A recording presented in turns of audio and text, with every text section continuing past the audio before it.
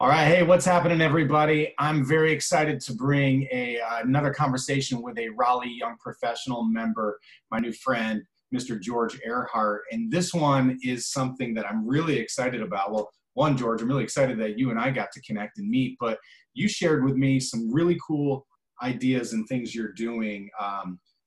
We'll get into that in a minute, but I wanted this to share with the network because I think it's powerful. But before we get too far ahead, please tell everybody a little about you and who you are and where you're from. Fill us in. All right. Well, thanks for taking the time to do this with me. My name's George. I'm originally from the Detroit area up in Michigan. I joined the Air Force at 18 in 2000, just hit 20 years in the service this past August. And I'm looking to retire and hopefully stay here in North Carolina in the next 2 years. Most of my experience and career is in special operations, which has been a very exciting 20 years. And I also enjoy being pretty much a lifetime learner, finishing my second master's degree at UNC Wilmington with an MBA. And really excited to take everything I've learned in a career and see where I'm going to land kind of in the civilian world, hopefully here in Raleigh in the next couple of years.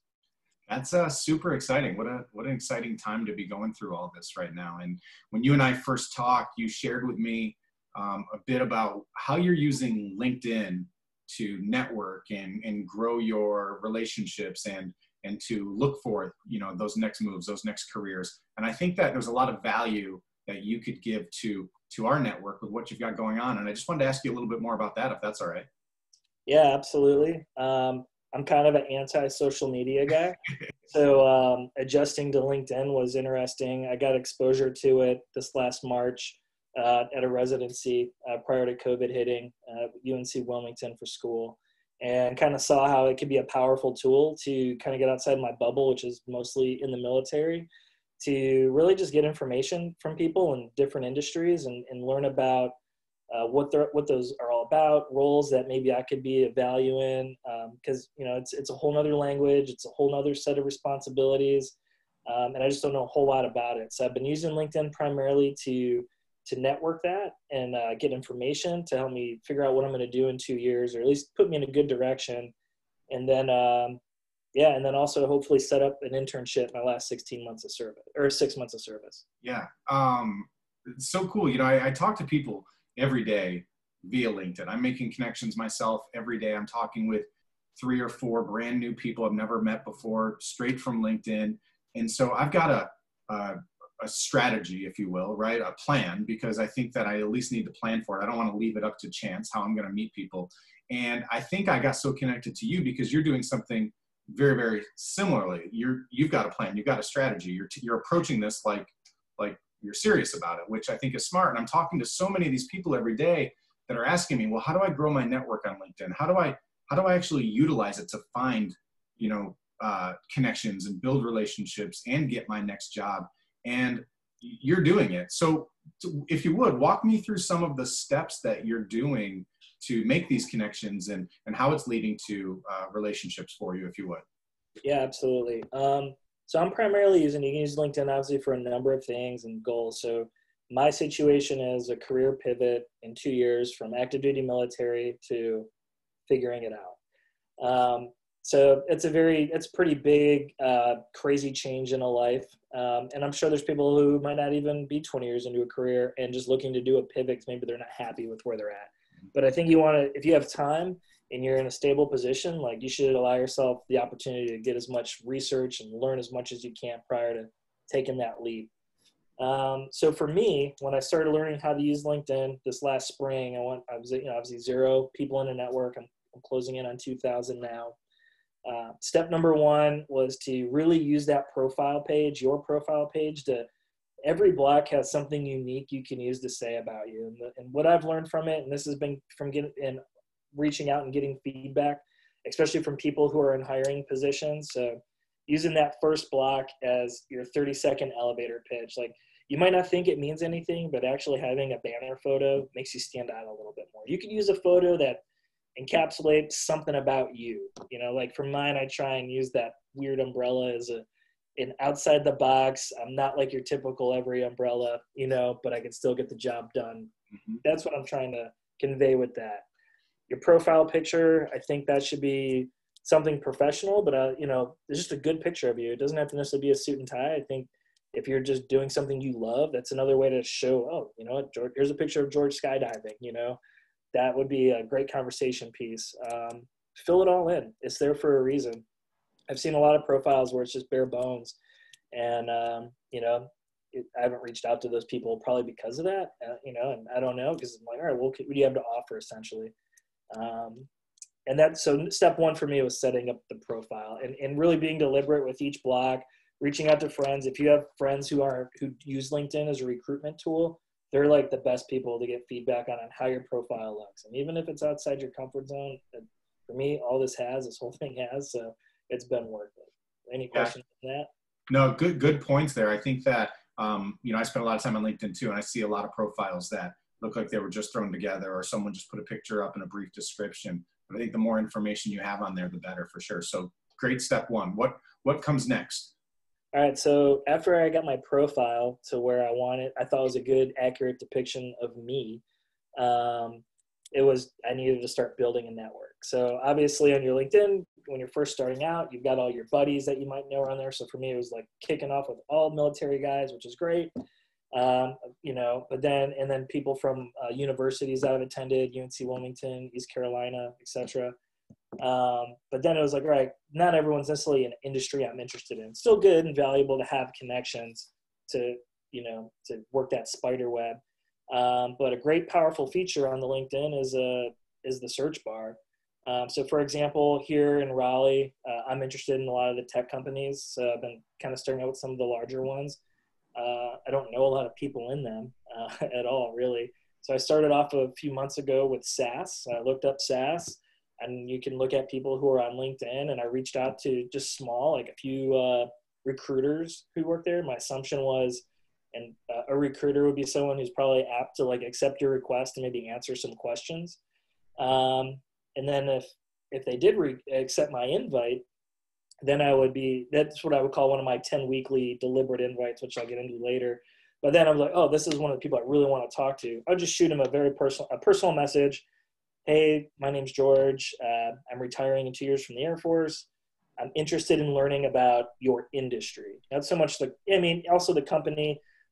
Maybe if there's a few roles, I'm like right now I'm really trying to dev out what business development could be for myself.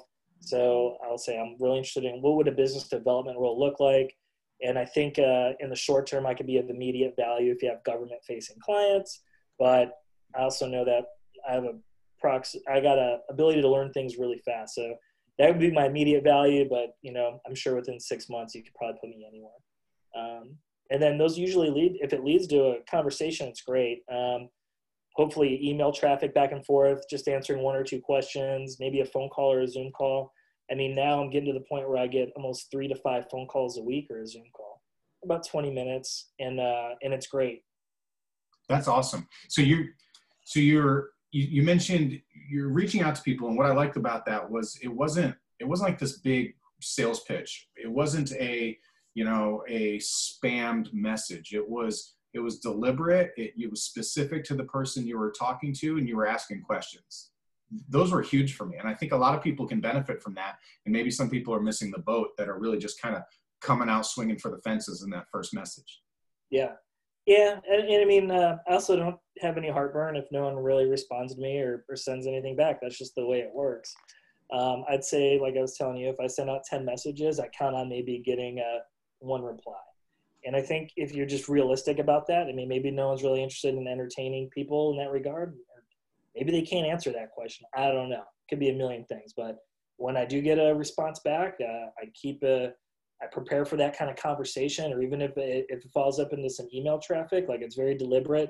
I make sure I don't want to bombard them with a million questions. So usually I start off with maybe if it's about a position, say business development, what does that look like in this company? Because it could be different than what I understand. And then from your experience, what are your top 3 things you like about that company, and what are your bottom 3 things as well? And a lot of that has really, for me being 2 years out from a career shift, it's really been super informative on kind of guiding maybe where I'd like to try and work, not work, continuing education, maybe a few things I might need to learn in the next couple of years.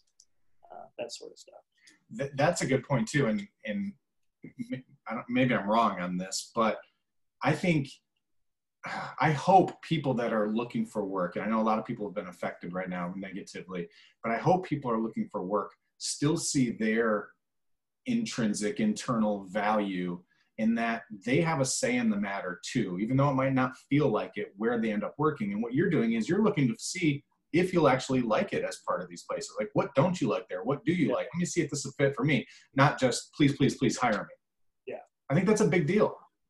Yeah, I've gotten some pretty good feedback with that too. And then if it turns into a phone call, if it turns into a Zoom call, I'll ask them ahead of time if I could just send them a copy of my resume, get Alec, if they're willing to get some feedback on that. I always ask for feedback. Hey, from talking to me, I don't have a lot of experience talking to, corporate recruiters. So from our conversation, did I swear too much? Should have said, so, and I think people really enjoy that.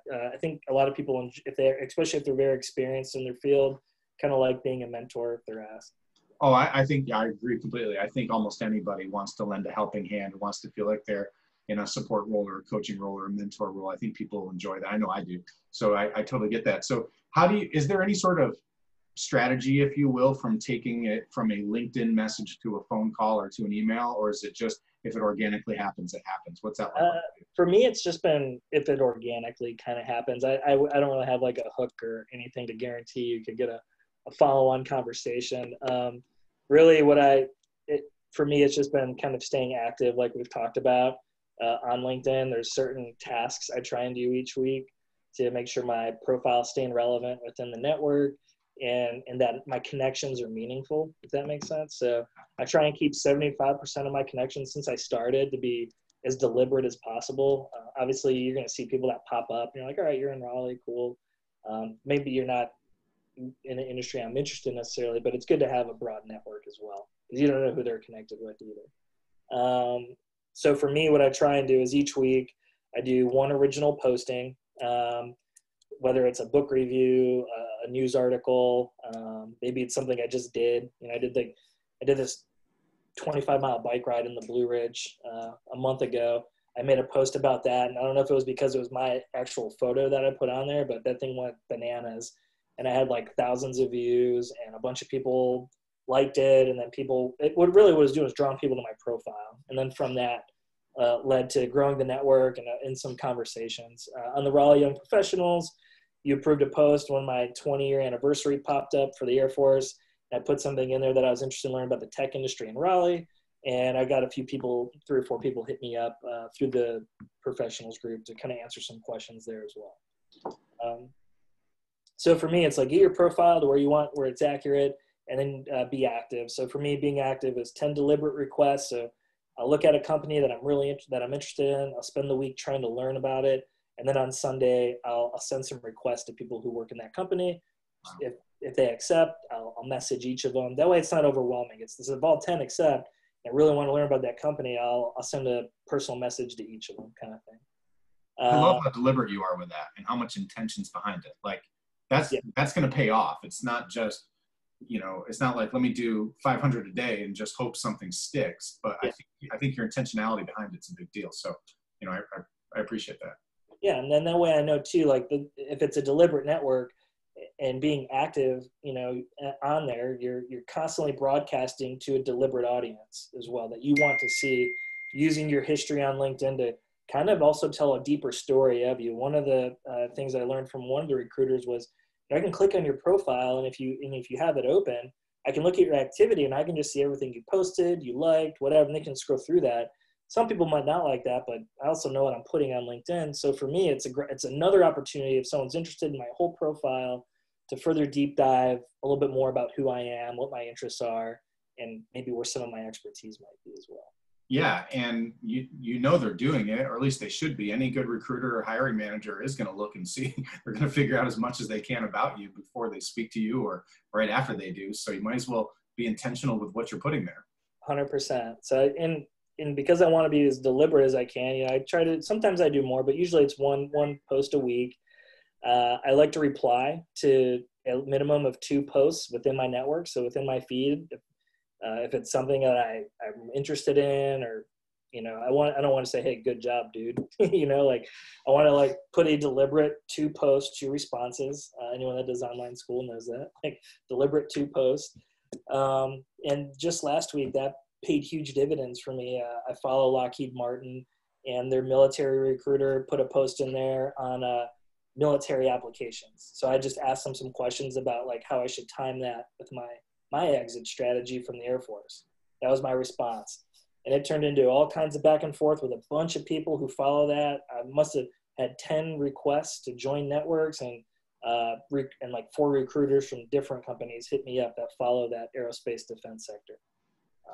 So that's another tactic too. Like I'll try and use like for my 2 deliberate posts. Sometimes I do more, but I got a lot going on. I like to live my life. I don't want to be buried in my phone. So like companies that you're interested in following, like those would be where I try and put my 2 posts from. Once again, making sure you're putting a good message out to an audience you want to see it. Well, I think maybe I'm off on this, but there's a quote that comes to mind right away. That's spend more time being interested than interesting. Mm-hmm. And I get that feeling that's what you're doing. You're spending more time being interested in other people. You're asking the right questions. You're commenting on things. You're involved, and people can pick up on that. And that allows them to feel comfortable reaching out to you and connecting with you and answering your questions and inviting you to join other groups. And so it's very strategic, even though it's actually, I think, just being a good person that focuses on relationships. Yep. And then the last thing is minimum each week, 10 thumbs up on articles or someone. So I've noticed with that, like I tend to have roughly, you know, it shows your data. So when you look on your LinkedIn, how many people viewed. So I mean, if it's like I don't know, there's some posts you can make, you know, major milestone. Maybe when I graduate my MBA, I'm sure that'll get a ton of views, whatever. But on average, like with that strategy, I'm getting around 100 to 150 people a week looking at my profile. And obviously that's also because I'm being deliberate and reaching out. And I still hit up, you know, oh, these people live in Raleigh, you should connect. And I still do that, but I know for a fact I'm really focused on my 10 deliberate. And sometimes if I've got time, man, I might send out 30 deliberate invites. And as my network grows and as I'm staying active, I'm noticing there's more traffic. I'm starting to notice there's recruiters and people from other companies that continuously thumbs up some of my weekly things. So you can kind of get those metrics. I'm too far out to really pursue a conversation outside of just general information about the company, certain positions, and what that means. But it's keeping me cued into like, all right, when I'm a year out, and I keep, you know, I'm seeing them constantly. Those are people that I'm going to probably reach out to first. See what it looks like. It's smart. You know, you're doing this well ahead of time and you're doing the right steps. But I also think if someone finds themselves in more of a pinch, recently lost a job, needs something a little bit more quickly, they can take your 10 to 30. Like as long as they're doing the steps and being deliberate, and I think focusing on all the things you focused on, why can't they, you know, 2 exit, 3 exit, 4 exit if they've got the time? And I'm not going to lie, a lot of recruiters that have talked to me, they want to know, okay, well, when are you in the job market? Even though, because they didn't read my full profile. They just saw my message. They saw a few key things because they're in a hurry. And I get that. And then I'm like, oh man, I'm 2 years out. And then it's like, gosh, poop, you know, like why'd I do that? You know, but at the same time, it's like, I think also if you think you have something to offer, like, you know, just good karma, like I've got friends that are in the job market, even though I'm not, you know, I'll be an advocate for them as well. I'm like, well, you help me out. What are you looking for right now? And there's been a few times where I've pushed a recruiter towards a friend, helped a buddy who is retiring this month land a job. And, you know, and that was great, you know, so give a little, get a little, I guess. I agree. No, you've got my whole philosophy. Like I love being a connector. And I believe that if you serve enough people and help them get what they want, you'll get everything you want. And so I love doing those, you know, random acts of kindness, those good deeds, putting people in touch with who I feel that could help them get in touch and help them get where they want to be going. And so I believe that there's always good karma in that. And it's just fun too. So, you know, I love this whole strategy, if you will, what you've been working on, and it's proven and it's working. And I'm so grateful you shared this with the entire group because I think that they can get a lot out of it. And, you know, you are a little bit out. And so I think you mentioned it, but what's your immediate goal with what you're looking to accomplish right now through all of this? And maybe who can we speak to directly in this networking group, or anybody that's watching this video, about how we can help support you? Yep. So my immediate goal isn't so much to find a job right away, but my last 6 months in the Air Force, I'm going to have an opportunity to take up to a 6-month non-paid internship. If obviously I got to leave the state, I can receive some compensation to offset living costs. But essentially, it's I'm still an employee of the Air Force, but the commander lets me go and work at a company for 6 months. You'll see on LinkedIn, people will say military fellow at whatever company. There's a lot of flexibility there. And because of that, that's why I'm so active in LinkedIn. I want to really make sure I'm getting what I want out of it. There's also a lot of great nonprofits that help set service members up with companies. I actually have a phone call later today with one of them when I get off the phone with you. So in the Raleigh area, which would be my prime priority to stay, because this is where I want to be after the Air Force, I'm starting to get very interested into some of the tech companies that are here. I've had some great conversations with folks at SAS. I'd love to talk to some people at Red Hat, if anyone in the network would like to entertain me. Cisco, and even some of the smaller companies that are kind of popping up in the area. And also there's a few small aerospace defense vendors. I've talked to some folks, Vector is one. I think, like I said, immediately, those would be folks I'd like to talk to, maybe to further define what business development is, help me understand what that is. And then if they're interested in hosting a military fellow, such as myself, starting June 2022, I'd love to see what that process looks like. And that's what I'm using this whole LinkedIn strategy for, is to really dev out people who'd be interested to have me intern for them for 6 months. And then what does that mean? what kind of work would you expect me to do there? That kind of stuff. And where do I think I could be the best fit and the best asset? Okay, fantastic. I love it. Thank you for being so crystal clear with that. What is the, stupid question, what's the best way for people to connect with you if they want to learn more about you or talk further about this? Is it through LinkedIn? Yeah, I think that's probably the best. This will go in our professionals group, right? The Raleigh Professionals group. So yeah, please connect with me. I really enjoyed talking to people. And even if you are in an industry that I didn't necessarily mention, but you think I'd be a good fit, or maybe you want veterans with special ops backgrounds, like hit me up and maybe I can get you talking to some people. Or maybe I would be a great fit. I just don't know what it is yet. And that's why I'm on LinkedIn. Like, I'm here to learn. So. Wow, super smart. George, I appreciate you, man. I appreciate your time, and I appreciate your contribution to everybody in the group here. I think this has been super valuable, so I appreciate it. Thank you. All right, thank you. Yeah, absolutely. And everybody else, thanks so much for tuning in and checking this out. Please feel free, reach out, connect with George, send him a message, see if you can put some of his strategies to test, and also see if you've got any connections that might be a good referral for him. And I look forward to talking to you all soon on the next Member Spotlight video. Thanks, everybody.